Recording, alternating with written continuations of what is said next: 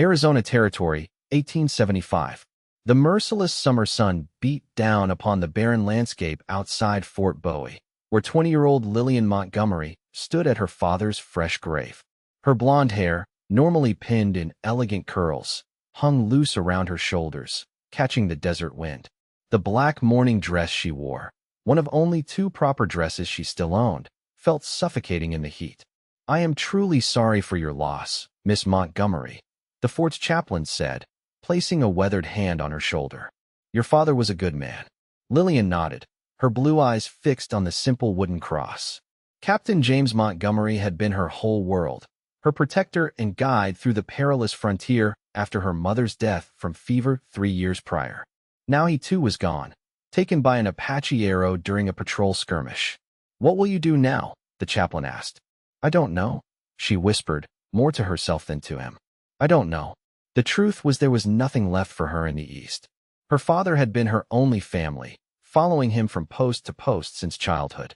Fort Bowie was just the latest in a string of frontier outposts she'd called home. That night in her sparse quarters, Lillian sorted through her father's belongings. His uniform, his boots, his journals, all that remained of Captain Montgomery. In his trunk, she found a letter addressed to an old friend in Tucson, a merchant named Edward Vance. The letter, never sent, mentioned her father's concern for Lillian's future should anything happen to him. "I can never love again," she whispered to the empty room, clutching the letter. "Not this land that took everything from me. Not these people. Not anyone." The frontier had taught Lillian one bitter lesson. Attachment only led to heartbreak. First her mother, now her father. To survive, she would need to rely only on herself. Love was a luxury the West did not permit.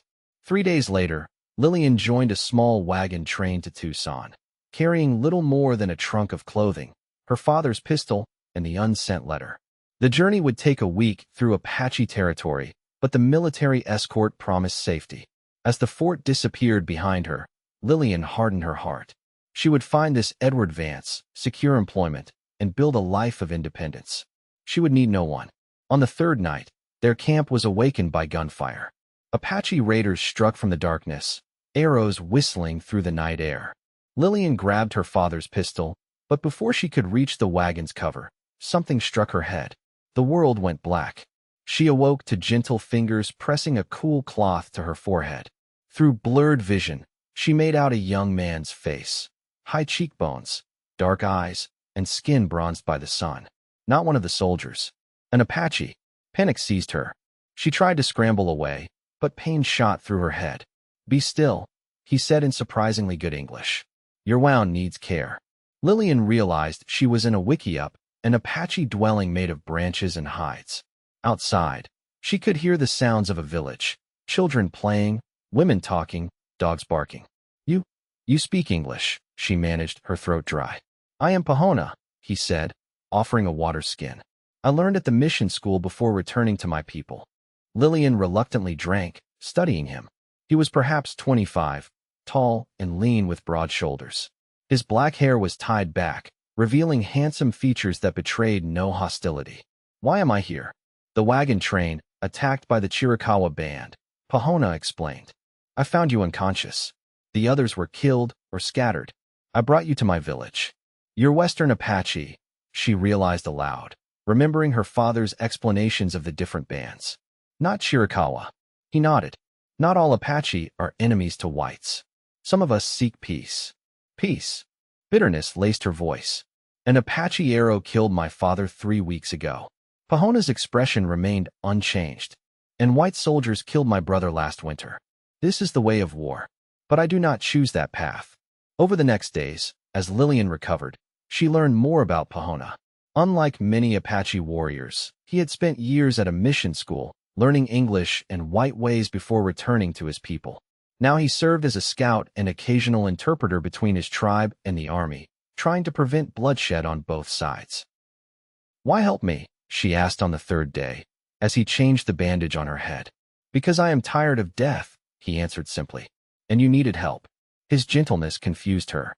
In her mind, all Apache had been savage enemies, like the ones who killed her father. Yet Pahona treated her with respect and dignity. He brought her food, ensured her privacy, and promised to help her reach Tucson when she was strong enough. The women of the village regarded her with curiosity, but not malice. Children peeked into the wickiup, giggling when she noticed them. It was nothing like the brutal captivity tales she'd heard at the fort. "Your people don't mind me being here?" she asked Pahona one evening as they shared a meal of venison stew. "They trust my judgment," he said. "And some are curious about the yellow-haired woman." A week passed, and Lillian's strength returned. She began venturing outside the wickiup, initially drawing stares, but gradually becoming a familiar presence. An elder woman showed her how they ground corn for meal. Children taught her their games. She began to see the Apache not as faceless enemies, but as people with families, joys, and sorrows, not so different from the communities at the forts where she'd lived. Pahona, she learned, had lost his parents to smallpox as a child. Raised by his older brother, he'd been sent to the mission for education in hopes it would help him navigate the changing world. When his brother was killed in a skirmish with cavalry, Pahona had returned, determined to build bridges rather than wage war. "The old ways are fading," he told her one night beside the fire. "But not all new ways are good. I walk between worlds, belonging fully to neither." Lillian felt a stirring of recognition. "I've never belonged either. Always moving from fort to fort. Always the captain's daughter, never just Lillian." Their eyes met across the flames, a moment of understanding passing between them. For the first time since her father's death, Lillian felt something other than grief and anger. On the 10th day, Pahona announced he would take her to Tucson. "I must speak with the army there anyway," he explained. "We can leave tomorrow." That night, Lillian couldn't sleep. The thought of returning to white society filled her with unexpected dread. Among the Apache, she had found a strange peace, a simplicity of living that contrasted sharply with the rigid social rules of fort life. And Pahona, there was something about him that had begun to chip away at the walls around her heart. Their journey began at dawn. Traveling on horseback, they kept to hidden trails that wound through mountains and canyons. Pahona moved with the confidence of one who knew the land intimately, pointing out medicinal plants and teaching her to read the tracks of animals. On their second night, camped in a protected ravine, Lillian gathered courage to ask the question that had been troubling her. "What happens after Tucson? Will you return to your village?" Pahona nodded. "For now, but soon I may have to lead my people to the reservation. The army pushes harder each season. Is that what you want?" "What I want." He paused, stoking the small fire. "What I want is a place where my people can live with dignity. The reservation means surrender, but it might mean survival." The firelight cast shadows across his face, highlighting the burden he carried. Impulsively, Lillian reached across and touched his hand. Their fingers intertwined, and neither pulled away. "I've never met anyone like you," she whispered. The moment broke when distant hoofbeats echoed through the ravine. Pahona extinguished the fire immediately, pulling Lillian into the shadows of a rock outcropping. "Chiricahua," he whispered, as riders passed at the ravine's edge above them. "The same band that attacked your wagon train." They remained hidden until dawn, huddled together for warmth. Something had shifted between them, a barrier crossed. When morning came, neither mentioned it, but Lillian found herself watching Pahona with new eyes as they continued their journey. On the 4th day, disaster struck. A sudden dust storm forced them to seek shelter in a narrow canyon. As they waited out the howling wind, a rattlesnake, similarly seeking refuge, struck at Lillian's horse. The panicked animal threw her, and she tumbled down a rocky slope. When she woke, she was in a small cabin with Pahona bending over her, concern etched on his face. "Where are we?" she asked, wincing at the pain in her ribs. "Trapper's cabin, abandoned," he explained. "You fell badly. 2 ribs are broken. We cannot travel for several days." The cabin became their world. While Lillian recovered, Pahona hunted, gathered firewood, and tended her injuries. In the evenings, they talked for hours by lamplight, about his childhood in the mountains, her life moving from fort to fort, the dreams they'd harbored and lost. "I wanted to be an artist once," Lillian confessed, showing him sketches she'd kept in her small journal. "Father said it wasn't practical for a military daughter." Pahona studied her drawings with admiration. "You see beauty others miss," he said, his fingers tracing the lines she'd drawn. "This gift should not be buried." One night, as rain drummed on the cabin roof, Lillian finally spoke of her deepest fear. Everyone I've ever loved has been taken from me, she whispered. I told myself I would never love again. That's the only way to survive out here. Pahona's dark eyes met hers. To not love is not to live, Lillian. My grandmother taught me that even the harshest desert blooms after rain. But the blooms die, she countered. Yes, but they return. And in their season, they transform the land. He took her hand. You cannot stop the rain to prevent floods. You cannot stop the sun to prevent drought. And you cannot stop your heart to prevent pain. That night, beside the dying fire, they kissed for the first time. Lillian felt something long dormant awakening within her. Hope, desire, the possibility of a future she had convinced herself could never exist. The days in the cabin became a sanctuary outside of time. Two people from different worlds, discovering each other, learning each other's languages and customs and dreams. When Lillian's ribs healed enough for travel, neither mentioned resuming their journey. I don't want to go to Tucson, she finally admitted one morning as they sat outside the cabin. Not yet. Then we will stay longer, Pahona said simply. But their idyll couldn't last. One morning, Pahona returned from hunting with grave news. He'd spotted cavalry tracks, a large patrol searching the area. They must be looking for Apache raiding parties, he explained. If they find us here, he didn't need to finish. A white woman living with an Apache man would create dangerous assumptions, regardless of the truth. We should leave, Lillian agreed reluctantly. They departed that afternoon, heading southwest toward Tucson.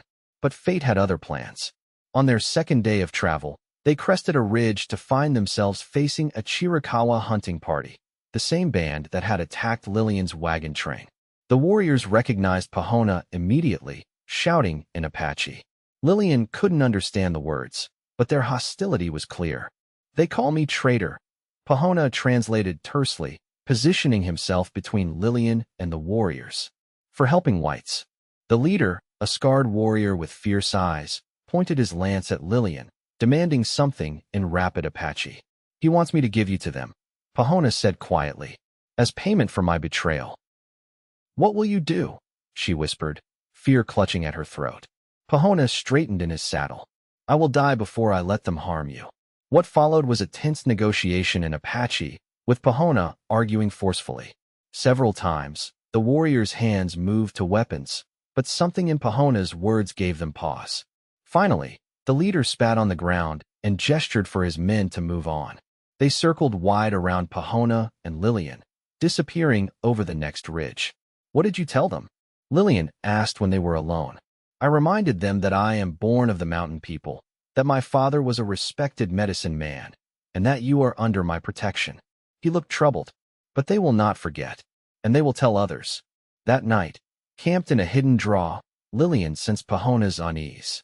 There's more, isn't there? She asked. Something else happened with those warriors. Pahona stared into the fire. They told me something I did not know.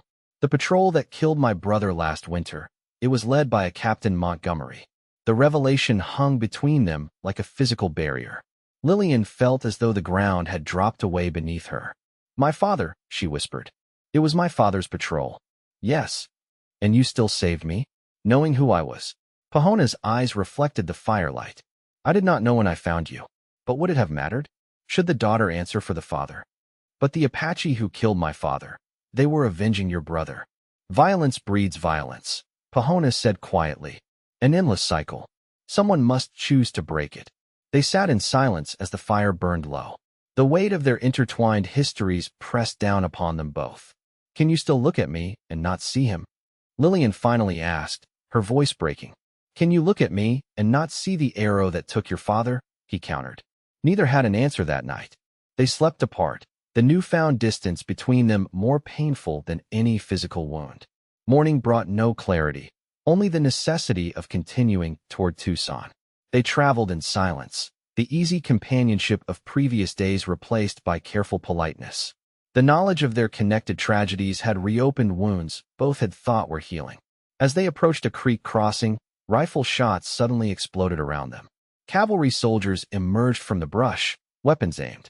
Apache, hands up, a sergeant shouted. Pahona slowly raised his hands. Lillian spurred her horse forward. Stop. He's friendly. He saved me. The sergeant lowered his rifle slightly. Miss? Are you a captive? No. He rescued me after an attack. He's been taking me to Tucson. The soldiers looked skeptical, but the sergeant motioned them to lower their weapons. We've been hunting a Chiricahua band that's been raiding settlements, he explained. 3 days ago they hit a ranch near here. Killed the family. Lillian glanced at Pahona, whose face had gone still. The same band we encountered yesterday, he said quietly. The sergeant's eyes narrowed. You saw them? Where were they headed? North, Pahona answered. Toward the mountains. After a moment's hesitation, the sergeant nodded. We'll escort you both to Tucson. Can't have civilians wandering Apache territory. With 6 soldiers surrounding them, they continued toward Tucson. The sergeant rode alongside Lillian, repeatedly suggesting that she was safe now and questioning her about her captivity. I was never a captive, Lillian insisted. Pahona saved my life. The sergeant eyed Pahona with undisguised suspicion. Apache don't usually help whites out of kindness, miss. This one did, she said firmly. That night, camped with the patrol, Lillian sought out Pahona, who sat apart from the soldiers. I'm sorry about earlier, she said softly. About what I learned. As am I. He looked toward the mountains. There is too much blood between our peoples. But not between us, Lillian insisted. What I feel for you hasn't changed. His dark eyes searched hers. What do you feel, Lillian Montgomery? She faltered, the word catching in her throat. Could she say it? After promising herself never to be so vulnerable again. Before she could answer, the sergeant approached. Miss Montgomery, you should get some rest. We'll reach Tucson by midday tomorrow. Tucson, the destination that had once been her goal, now filled Lillian with dread. What awaited her there but a life among people who would never understand what she had experienced, who would see Pahona only as an enemy? As predicted, they reached Tucson by noon the following day. The town sprawled before them, a mix of adobe buildings, wooden structures, and tents, all baking under the relentless sun. People stopped to stare at their procession, particularly at Pahona. The sergeant led them to the military headquarters, where Lillian was promptly separated from Pahona for debriefing. A kindly officer's wife brought her clean clothes and hot water for washing, treating her with the pitying concern reserved for trauma victims. You're safe now, dear, the woman assured her. Those savages can't harm you anymore. Lillian bit back a retort, knowing it would only raise suspicions. Instead, she asked about Pahona. The Apache scout? He's being questioned about the Chiricahua movements, the woman explained. They always know more than they tell, those people. After cleaning up, Lillian was interviewed by the fort's commander, who seemed primarily interested in information about Apache encampments she might have seen. When she emphasized Pahona's role in saving her, the officer merely nodded distractedly. Yes, some of the Western bands are less hostile. Still, miss, you're fortunate to have escaped unharmed. I wasn't escaping, Lillian insisted. He was helping me reach Tucson. The commander's patronizing smile suggested he thought she was suffering from confusion or misplaced gratitude. Later, a junior officer escorted her to Edward Vance's store. The merchant, a portly, balding man in his 50s, recognized her father's name immediately. James Montgomery's daughter? Good heavens. He ushered her inside his large adobe home behind the store. We received word of the wagon train attack.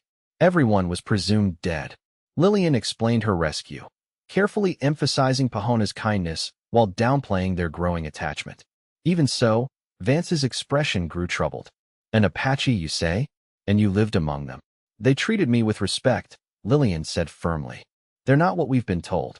Vance exchanged glances with his wife, who immediately offered Lillian a bedroom and promised to help her readjust to civilization. That night, lying in a proper bed for the first time in weeks, Lillian felt suffocated rather than comforted. The Vances were kind, but their world of social calls, proper behavior, and whispered prejudices felt alien after her time with Pahona. In their eyes, she was a damaged thing to be repaired, a victim to be pitted. The next morning, Lillian slipped out early and made her way to the military headquarters. She found Pahona in a small room, not quite a cell, but clearly not free to leave. They're sending me to Fort Apache, he told her, as an interpreter and scout. The army needs men who speak both languages. When her heart sank. Today, the patrol leaves at noon. For hours. They had 4 hours before separation. Pahona, I don't. He touched her cheek gently. What future could there be for us, Lillian? Your world or mine. Neither would accept us together. I don't care about their acceptance, she said fiercely. These past weeks with you, I've felt more alive than ever before. And I as well. His eyes held hers. But feelings alone cannot change the world we live in. She knew he was right. An Apache man and a white woman. The frontier would never accept such a union. At best, they would face ostracism. At worst, violence. Will I ever see you again? She asked. I will find a way, he promised. But you should build a life here. The Van Cest seemed kind. They can help you establish yourself. Lillian nodded, though inside she was screaming in protest. They shared one last, lingering kiss before she left, tears streaming down her face. The following weeks passed in a blur of hollow activity. Edward Vance, true to her father's expectations, proved remarkably helpful. He offered Lillian a position in his store, introduced her to Tucson society, and even suggested potential suitors, respectable merchants, and ranchers looking for wives. Lillian went through the motions, working diligently and smiling at appropriate moments. But inside, she felt nothing but emptiness. Each night, she sketched Pahona's face in her journal, afraid time would steal the memory of his features. 3 months after arriving in Tucson, Lillian received unexpected news. A young Army lieutenant named Preston Vale had arrived at Fort Apache and requested transfer to Tucson specifically to court her. He's heard about the captain's daughter, Mrs. Vance explained excitedly. A gentleman of good family, they say. What an opportunity. Lieutenant Vale proved handsome, well-mannered, and utterly predictable. His courtship followed all proper protocols, chaperoned visits, polite conversation, shared walks through town. He spoke of his ambitions within the Army and his plans to acquire land once his service concluded.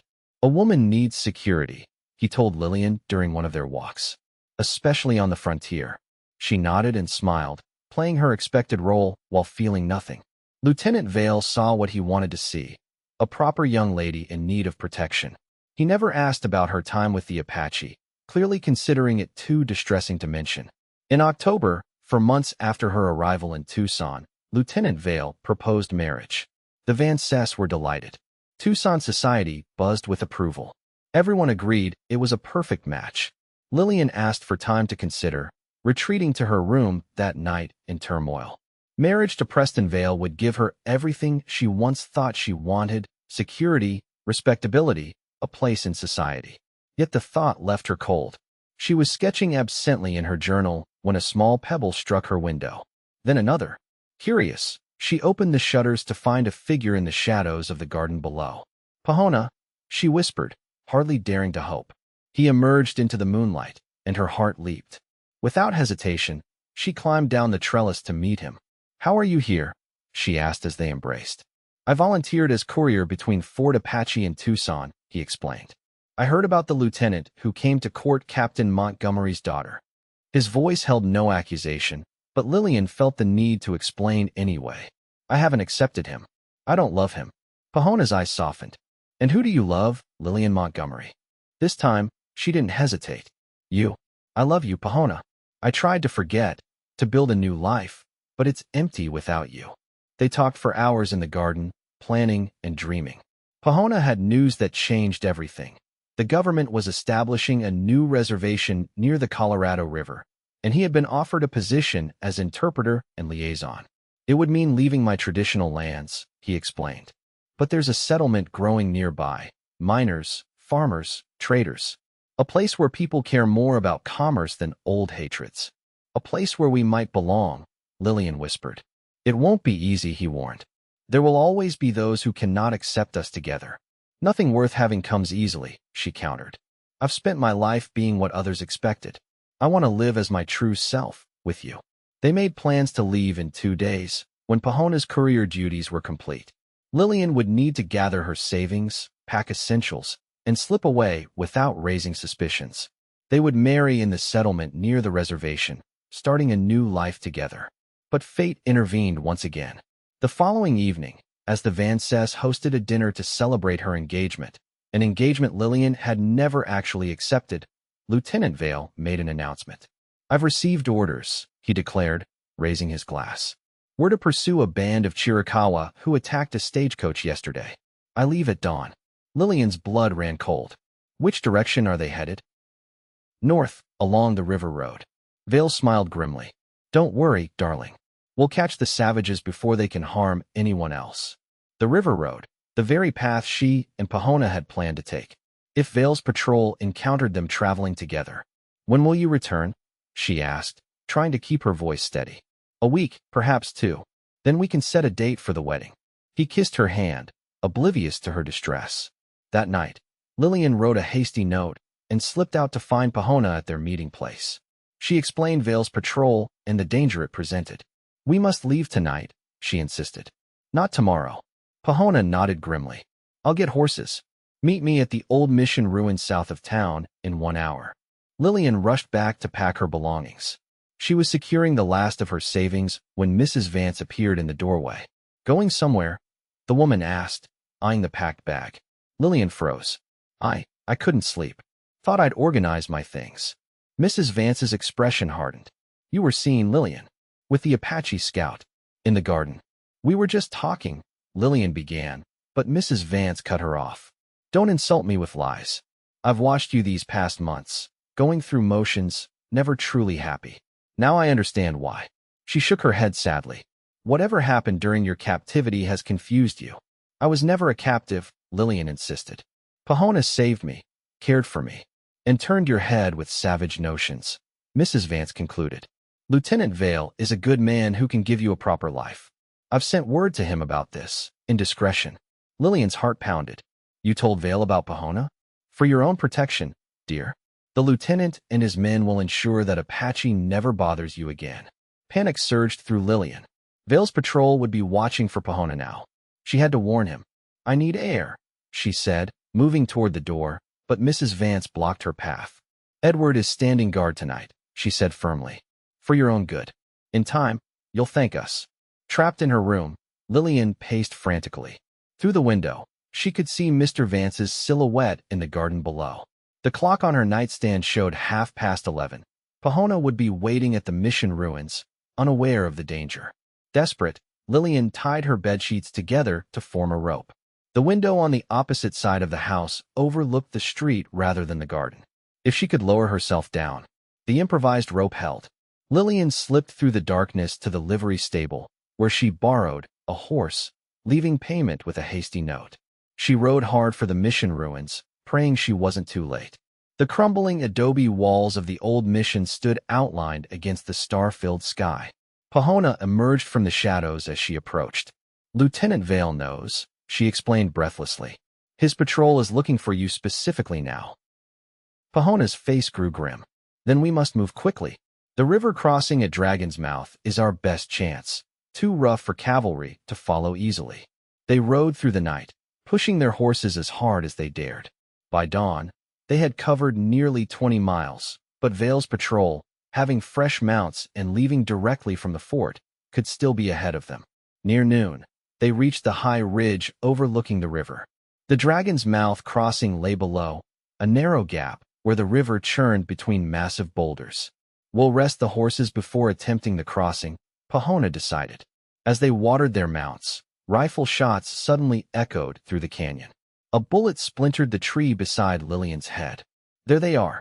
The Apache and the girl, a voice shouted. Vale's patrol had found them. Run for the crossing, Pahona urged, pulling his rifle from its saddle holster. Not without you. I'll cover you, then follow. When she hesitated, he added, Trust me, Lillian. I will find you. Heart pounding, Lillian mounted and galloped toward the river crossing. Behind her, Pahona's rifle cracked twice, answered by a volley of shots from the patrol. The crossing loomed ahead, a dangerous passage of rushing water and slick stones. Lillian urged her horse forward, the animal picking its way cautiously across the first section. Midway through the crossing, she looked back. Pahona was running toward the river, his horse nowhere in sight. Behind him, Vale's men were closing in. Pahona! She screamed over the roar of water. He reached the river's edge and plunged in, swimming powerfully toward her. Vale appeared at the bank, raising his pistol. No! Lillian's cry was lost in the crack of gunfire. Pahona disappeared beneath the churning water. Vale fired again, the bullet sending up a spray where Pahona had been. Grief and rage surged through Lillian. She turned her horse, intending to go back, to face Vale, to do something, anything. But suddenly, downstream, Pahona's head broke the surface. The current had carried him past the worst of the crossing. He struggled to the far bank, clearly wounded but alive. Vale spotted him too. There. Don't let him escape. Lillian spurred her horse through the remainder of the crossing, reaching Pahona as he collapsed on the rocky shore. Blood stained his left shoulder. Can you ride? She asked, helping him up. Yes. His voice was tight with pain, but determined. They mounted her horse together, Pahona behind Lillian, his good arm around her waist. They galloped away from the river as Vale's men struggled with the crossing. For 2 days, they pushed onward, staying off main trails and traveling mostly at night. Pahona's wound, though painful, had passed clean through his shoulder. Lillian dressed it with herbs he identified, amazed at his endurance. On the 3rd day, they reached a small settlement near the Colorado River. New Hope, barely more than a cluster of buildings serving the nearby mines and the newly established reservation. We made it, Lillian breathed as they approached the town. Almost, Pahona corrected cautiously. Vale is persistent. He'll have telegraphed ahead. They bypassed the settlement, heading instead to the reservation where Pahona was known. There, an elderly medicine woman treated his wound properly, while Pahona explained their situation to the reservation agent, a former missionary named Miller. The army has indeed been asking after you, Miller confirmed. But as it happens, I need an interpreter and cultural liaison. The position comes with a cabin on reservation land. And what about Lillian? Pahona asked. Miller studied them both thoughtfully. The school needs a teacher. Someone who can draw would be especially valuable for the younger children. You would employ us both? Lillian asked, hardly daring to hope. Together? This reservation exists on the principle that different paths can lead to understanding, Miller said. I've seen enough hatred and bloodshed. If 2 people from opposing worlds can find common ground. He smiled slightly. Well, that's precisely the example we need. 1 week later, Lillian stood beside Pahona in Miller's office as he performed a simple marriage ceremony. Their witnesses included both Apache elders and settlers from New Hope, an unlikely gathering that symbolized the bridge they were building with their union. I can never love again, Lillian had once whispered at her father's grave. How wrong she had been. Love hadn't died with her parents. It had merely waited, patient as the desert, for the right moment to bloom. Lieutenant Vale did eventually track them to the reservation. He arrived with 4 soldiers, determination written on his face. But faced with Lillian's clear happiness, Pahona's respected position, and the combined support of Miller and the community they'd quickly become part of, even Vale recognized the futility of his pursuit. You're making a mistake, he told Lillian privately. This arrangement, it can't last. It already has, she answered calmly. And it will continue long after you've forgotten us. 5 years later, Lillian sat outside their expanded cabin, sketching her husband as he taught their 3-year-old son, James, to identify animal tracks in the dusty yard. Their daughter, 1-year-old Elena, slept peacefully in a cradle nearby. The reservation had grown into a community where Apache traditions were preserved alongside new skills. Lillian's school now served both native children and those from the settlement, teaching in both languages. Her drawings had become a bridge between cultures, illustrations that captured both worlds with equal respect. Pahona had become an essential voice in negotiations with the government, respected by both his people and officials from Washington. Their home stood as a meeting place where differences were discussed openly and common ground sought. What are you drawing? Pahona asked, glancing up from his lesson with James. My family, Lillian answered simply. The family she'd never thought possible. The love she'd believed could never return. The healing she'd found not in forgetting the past, but in building a future that honored both their heritages. As the desert sun began its descent, painting the landscape in gold and crimson, Lillian added the final touches to her sketch, a family standing between 2 worlds, belonging fully to both.